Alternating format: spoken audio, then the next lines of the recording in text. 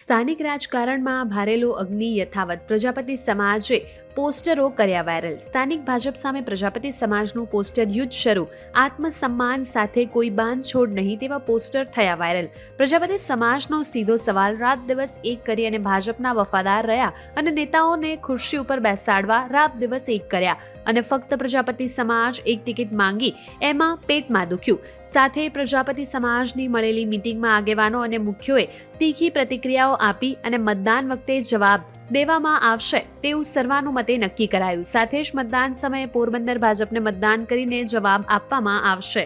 સ્થાનિક સ્વરાજ્યની ચૂંટણી પોરબંદર મહાનગરપાલિકા, તાલુકા પંચાયત તેમજ જિલ્લા પંચાયતનું જાહેરનામું જ્યારથી પ્રસિદ્ધ થયું ત્યારથી પોરબંદર મહાનગરપાલિકામાં અમારા સમાજની માંગણી માત્ર એક કે બે ટિકિટ પૂરતી હતી કે જેની રજૂઆત અમે પોરબંદર જિલ્લા ભાજપ પ્રમુખ શ્રી ડોક્ટર ચેતનાબેન તિવારી સાથે પોરબંદર જિલ્લા ભાજપ મહામંત્રી શ્રી પ્રવીણભાઈ ખોરાવા, પ્રવીણભાઈ ઓડેદરા અને રામભાઈ કરગટિયાને કરેલી. વખતો વખત રજૂઆત કરવામાં આવી. અમારા સમગ્ર સમાજ દ્વારા છાયા કડિયાપ્લોટ, જુબેલી અને નવાપુર બરોડા સમાજના પ્રમુખશ્રી, ઉપપ્રમુખશ્રી તેમજ તમામ વ્યક્તિઓ દ્વારા આ રજૂઆત કરવામાં આવેલી કે અમારા સમાજને મહાનગરપાલિકાની અંદર એક ટિકિટ ફાળવણી કરવામાં આવે ઓછામાં ઓછી.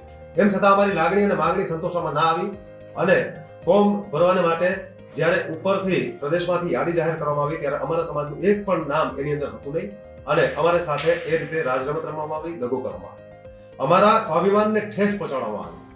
સ્થાનિક નેતાગીરીની અંદર ડોક્ટર ચેતનાબેન તિવારી કે જેમણે અમારું નામ હકીકતમાં પ્રદેશમાં પહોંચતું કરવું જોઈએ, એમણે અમારું નામ જ પ્રદેશની અંદર પહોંચતું કરવામાં એમના દ્વારા ના આવ્યું અને એને કારણે અમારા સમાજને આ ભોગવવાનો વારો આવેલો છે. જે હકીકતમાં અમારા સમાજને નેતૃત્વ મળવું જોઈએ પણ કોઈ એક વ્યક્તિ માત્ર જિલ્લા ભાજપ પ્રમુખ શ્રી અમારા સમાજનું નામ પણ પ્રદેશની અંદર પહોંચતું ના કરે અને એને કારણે જો અમારા સમાજને આ રીતે ભોગવવાનો આવતો હોય તો આવી સ્થાનિક નેતાગીરીનો અમે સખત વિરોધ કરીએ છીએ. સમગ્ર પોરબંદર વિસ્તારની અંદર વસતા પ્રજાપતિ સમાજ આ સ્થાનિક નેતાગીરી જિલ્લા ભાજપ સંગઠનનો સખત વિરોધ કરે છે. અમારે ભારતીય જનતા પાર્ટીનો પક્ષનો કોઈ પણ શીર્ષ નેતૃત્વ કે એ લોકોનો કોઈ પણ જગ્યાએ વિરોધ નથી. રાષ્ટ્રવાદી વિચારધારા છે. રાષ્ટ્રવાદી અમારી વિચારધારાની સાથે હિન્દુત્વવાદી વિચારધારા છે. અમે લોકો ક્યારેય પણ હિન્દુત્વવાદી કે રાષ્ટ્રવાદી વિચારધારાની અગેન્સ્ટમાં એટલે કે વિરોધમાં જઈ ના શકીએ. આ જે તે ઉમેદવારો નક્કી કરવામાં આવેલા છે 52 એ 52 ઉમેદવારમાંથી ચેતનાબેન તિવારી દ્વારા એવું જાહેર કરવામાં આવ્યું ટિકિટ આપી દીધા પછી ફોર્મ ભર્યા પછી કે આ 52 ઉમેદવારો છે એમની લાયકાત અને યોગ્યતાના આધારે એમને પસંદ કરવામાં આવે છે. મારો પ્રશ્ન એ છે કે લાયકાત અને યોગ્યતા કયા પ્રકારની? જે ઉમેદવારોએ ભારતીય જનતા પાર્ટીના કાર્યાલયનો પગથિયું પહેલી વખત ચડ્યું કે જ્યારે ફોર્મ ભરતી વખતે માત્ર ફોર્મ ભરવાને માટે ભારતીય જનતા પાર્ટીનું કાર્યાલય જોયું, એવા ઉમેદવારો કે સક્રિય સભ્ય તો ઠીક છે, ભારતીય જનતા પાર્ટીના સામાન્ય ઉમેદવારો સામાન્ય સભ્યો પણ નથી, એવા વ્યક્તિઓ કે જે મહામંત્રી શ્રીના અંગત સંબંધી છે એમનું ફોર્મ ભરવામાં આવ્યું, એમને ટિકિટ ફાળવવામાં આવી.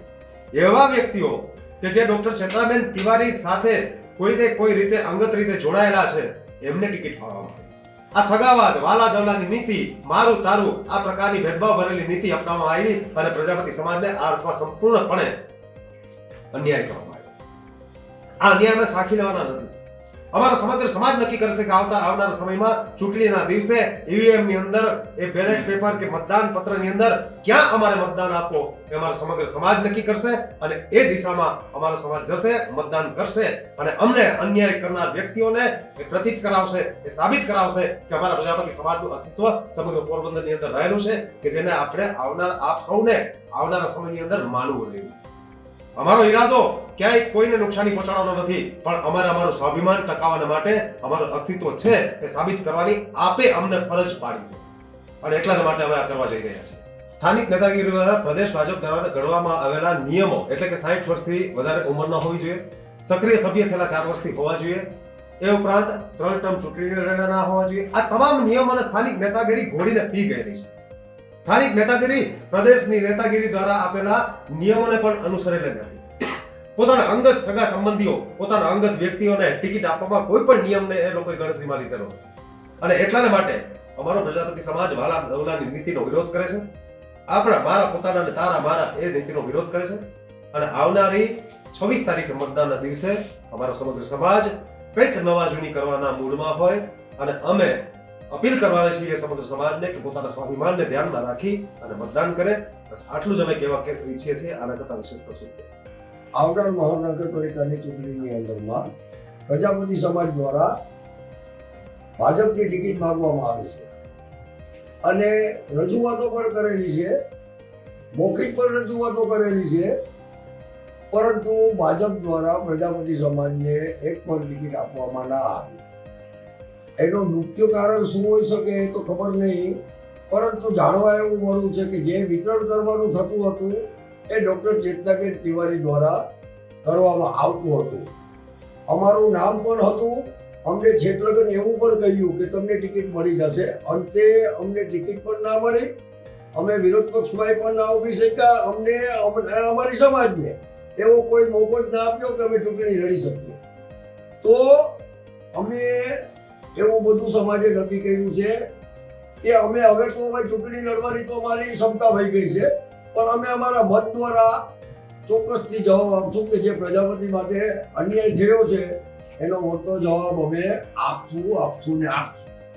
અમે વર્ષોથી ભાજપ હારે ભરેલા છીએ અને ભાજપનો કોઈ પણ પ્રોગ્રામ હોય, કોઈ પણ કાર્યક્રમ હોય અને ત્યારે અમને લોકો એમ કે તમારા પ્રજાપતિ સમાજને ભેરું આવવાનું છે, તો અમે અમારા પ્રજાપતિ સમાજના 100-200 વ્યક્તિને લઈ ગમે તે કાર્યક્રમમાં અમે જઈએ છીએ. છતાં પણ આ વખતે ભાજપે એક પણ ટિકિટ અમારા પ્રજાપતિ સમાજને ન આપી. તો એનું કારણ શું? ત્યારથી અમારો પ્રજાપતિ સમાજ હવે અમે પ્રમુખ તરીકે જો અમે કહીએ કે તમે આવો તો એ લોકો અમને પ્રશ્ન કરશે કે ભાઈ આપણું એમાં વર્ચસ્વ નથી, તો આપણે જવાનું કારણ કોઈ રહેતું નથી. રોજ નવા અપડેટ્સ જોવા માટે અમારા પેજને ફોલો કરવાનું ભૂલશો નહીં.